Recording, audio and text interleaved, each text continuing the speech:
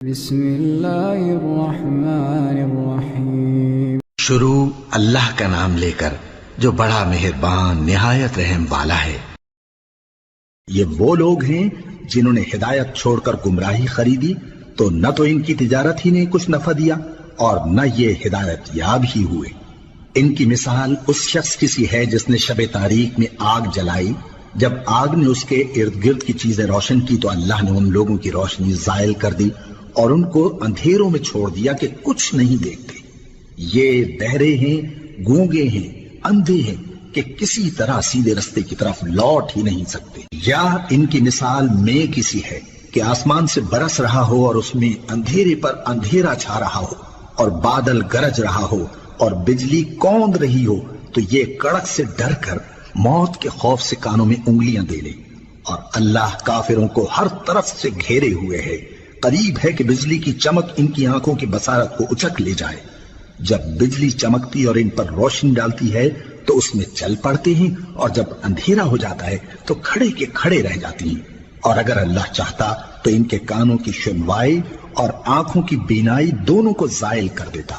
بلا شبہ اللہ ہر چیز پر قادر ہے۔ لوگو اپنے پروردگار کی عبادت کرو جس نے تم کو اور تم سے پہلے لوگوں کو پیدا کیا تاکہ تم اس کے عذاب سے بچو، جس نے تمہارے لیے زمین کو بچھونا اور آسمان کو چھت بنایا اور آسمان سے مے برسا کر تمہارے کھانے کے لیے انواع و اقسام کے میوے پیدا کیے۔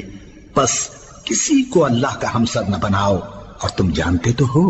اور اگر تم کو اس کتاب میں جو ہم نے اپنے بندے پر نازل فرمائی ہے کچھ شک ہو تو اسی طرح کی ایک صورت تم بھی بنا لاؤ اور اللہ کے سوا جو تمہارے مددگار ہوں ان کو بھی بلا لو اگر تم سچے ہو۔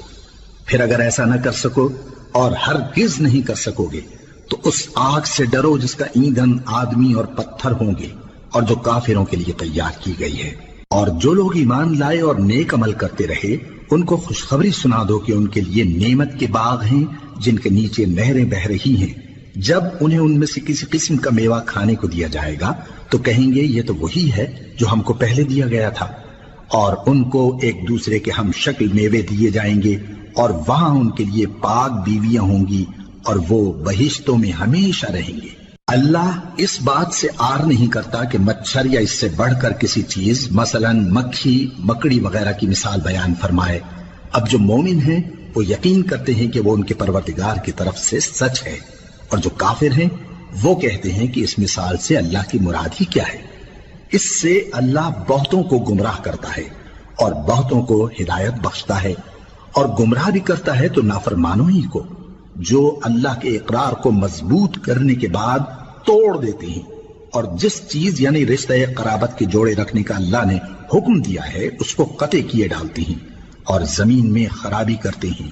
یہی لوگ نقصان اٹھانے والے ہیں۔ کافرو، تم اللہ سے کیوں کر منکر ہو سکتے ہو؟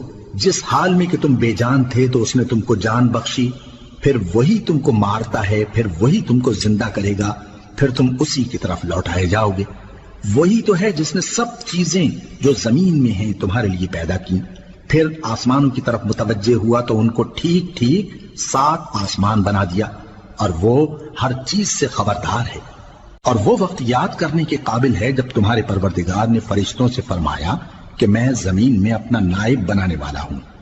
انہوں نے کہا کیا تو اس میں ایسے شخص کو نائب بنانا چاہتا ہے جو خرابیاں کرے اور کچھ تو خون کرتا پھرے؟